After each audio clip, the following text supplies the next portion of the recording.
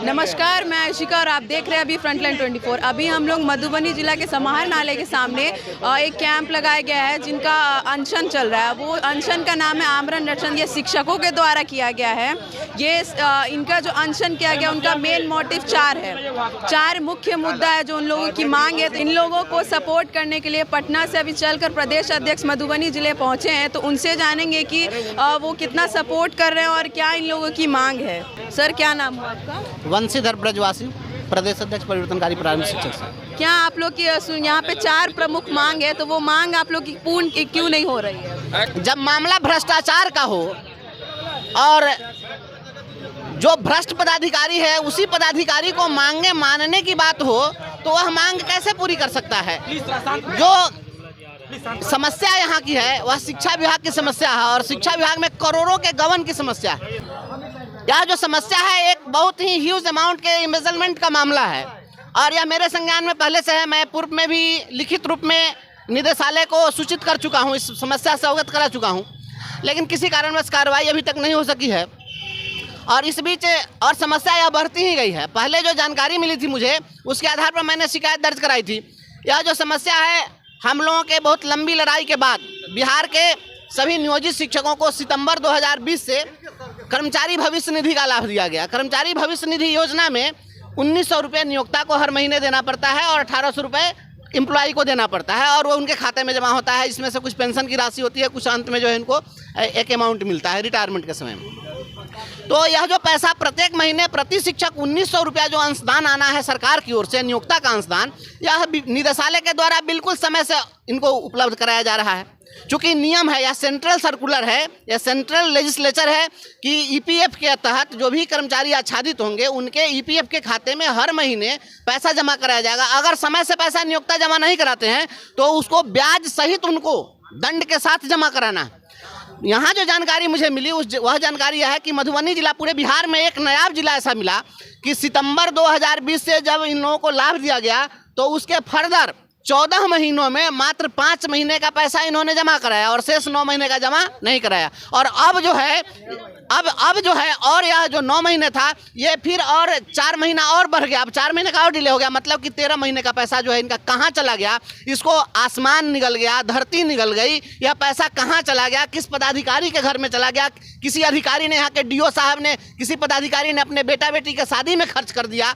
क्या किया यह पता नहीं चल पा रहा। क्या हिसाब पूछने के लिए शिक्षक बैठे हुए कि हमारा पैसा गया तो कहाँ गया? आप हमको ये बताइए। यह पैसा किसी पदाधिकारी के बाप का पैसा नहीं है, यह पैसा बिहार सरकार का पैसा है और यह शिक्षकों के उनके हिस्से का पैसा है और यह भारत सरकार के कानून के द्वारा दिया गया पैसा है और यह पैसा करोड़ों रुपया है। यहाँ पर लगभग 15,000 शिक्षक होंगे। मधुबनी इतना बड़ा जिला है, इतना बड़ा इस्टेब्लिशमेंट है और ये करोड़ों रुपए का इम्बेजलमेंट हो रहा है। पदाधिकारी सोए बैठे हुए हैं।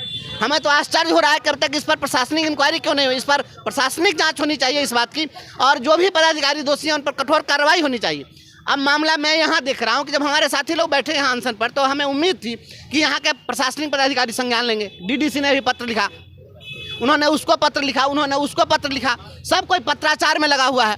राजा ने कहा रात है, मंत्री ने कहा रात है और सुबह सुबह की बात है। यह कह रहे हैं कि हमने उसको पत्र लिख दिया, हमने उसको पत्र लिख दिया, हमने उसको लिख दिया, बस लिख रहे हैं। और क्या हो रहा है? इस पैसे का जो विचलन हुआ है यह जिला कार्यक्रम पदाधिकारी स्थापना के स्तर से विचलन हुआ। उस पैसे का मालिक जिला कार्यक्रम पदाधिकारी स्थापना थे और जो पैसा उनके पास आया उन्होंने उसको विचलित कर दिया या कहीं खर्च कर दिया या लूट लिया, गबन किया, जो भी किया। अब जब प्रशासनिक पदाधिकारी डीओ को लिखते हैं या लिखते हैं डीपीओ को, जो व्यक्ति उस पैसे का विचलन किया है वही व्यक्ति उसकी जाँच क्या करेगा? हमें तो ऐसे लोगों के बुद्धि पर तरस आता है कि ये लोग कहाँ से पढ़े लिखे लोग हैं कि आप जो चोर है उसी को आप इन्वेस्टिगेशन दे दीजिए, उसी को सीबीआई का ऑफिसर बहाल कर दीजिए जो अपराधी है। ये पढ़े लिखे कहाँ से? ऐसे लोगों की बहाली पर जांच होनी चाहिए, ऐसे पदाधिकारियों को, कि इन लोगों के पास बुद्धि है कि नहीं है। और यहाँ पर यह केवल कागजी कार्रवाई हो रही है दिखावे के लिए कि भविष्य में जब कोई मामला उलझे तो ये कह सकें कि हम एक चिट्ठी लिखे थे, बस। इसके अलावा क्या इससे आप अपनी जिम्मेवारी से भाग जाएंगे? और सबसे दुखद बात यह है, यहाँ के जिलाधिकारी महोदय को हम आपके माध्यम से कहना चाहते हैं कि जिलाधिकारी महोदय जरा इस पर आप संज्ञान लीजिए कि जो शिक्षक यहाँ पर भ्रष्टाचार के खिलाफ अनशन पर बैठे हैं उनके विद्यालयों में आपके डीए साहब जा करके और उनकी हाजिरी काट रहे हैं, उनका वेतन बंद कर रहे हैं, उनके हेडमास्टर को तंग तबाह कर रहे हैं और लोगों का फोटो देख करके, धरना में जो लोग शामिल हो उनका फोटो देख करके कार्रवाई कर रहे हैं। ये जान लीजिए डीओ साहब, नियम कानून भी आप पढ़ लीजिए अगर नहीं पढ़े। यह व्हिसिल ब्लोअर एक्ट बना है इस देश के अंदर में आप ही जैसे भ्रष्ट पदाधिकारियों के कारण। व्हिसिल ब्लोअर एक्ट कहता है कि अगर कोई भ्रष्टाचार को उजागर करता है तो वैसे भ्रष्टाचार की आवाज़ उठाने वाले, व्हिसिल बजाने वाले लोगों के खिलाफ आप कोई कार्रवाई नहीं कर सकते हैं। और उसमें भी हमारे जो शिक्षक हैं यहाँ पर कपिल पासवान जी हैं, जिनके विद्यालय में जाकर के और इन्होंने वेतन बंद करने का काम किया है। आपको डीओ साहब पता नहीं है, ये कपिल पासवान जी हैं, आपको ये नहीं पता है। हरिजन एक्ट भी चलेगा आपके ऊपर में, जमानत नहीं मिलेगी आपको। आप एक दलित शिक्षक को प्रताड़ित कर रहे हैं। गफलत में नहीं रहिए, आपसे आर पार की लड़ाई लड़ेंगे। पदाधिकारी लोग तो आते हैं जाते हैं, शिक्षक तो प्लेटफॉर्म है, वहीं पर रहता है। आपके जैसे लोग आएंगे जाएंगे, मुसाफिर आते हैं मुसाफिर जाते हैं। कितना देर डराइएगा धमकाइएगा, ये सब नहीं चलेगा। कल मैं जा रहा हूँ, शिक्षा मंत्री से मिलूंगा, बात करता हूँ और इन सभी के खिलाफ कड़ी कार्रवाई की मैं मांग करूँगा और अविलंब कार्रवाई इन लोगों पर होगी। कल रविवार है, मंत्री से हमारी मुलाकात हो जाएगी, कहीं ना कहीं वो मिल जाएंगे मुझे। प्रधान सचिव से मुलाकात में संशय है, चूँकि कल संडे है तो मंडे को मैं प्रधान सचिव से ही मिलूंगा और इनका पूरा पोल खोल दूंगा। यहाँ के जो जिला शिक्षा पदाधिकारी हैं, कुछ दिन सचिवालय में भी रहे हुए हैं और सचिवालय में जब थे तो वहाँ डिप्टी डायरेक्टर थे, वहाँ कुछ किरानी पुरानी सबसे परिचय उर्चय है, कुछ लेन देन का सिस्टम ये जानते हैं। तो इनको लगता है कि सचिवालय में हम जो है बच जाएंगे, कोई कंप्लेन जाएगा तो वहाँ पर हम उसको दबवा देंगे। तो हम आपको भी बता देना चाहते हैं कि कोई भी सचिवालय का आका आपको नहीं बचाएगा। जिला शिक्षा पदाधिकारी महोदय, इसको आप जान लीजिए। बड़े बड़े लोग आए हैं और चले गए हैं। लालू यादव जैसे लोग भी जब जेल चले जाते हैं तो आप क्या हैं, किस गली के आप लोग हैं, आप इसको समझ लीजिए। भ्रष्टाचार में जो लोग भी लिप्त होंगे वो बक्सन है। और ये तो सुशासन की सरकार है, माननीय मुख्यमंत्री जी तक हम पहुंचा देंगे इस बात को, आप चिंता मत करिए। और गफलत में नहीं रहिए, किसी की हिटलर शाही नहीं चली है। और आप पदाधिकारी हैं,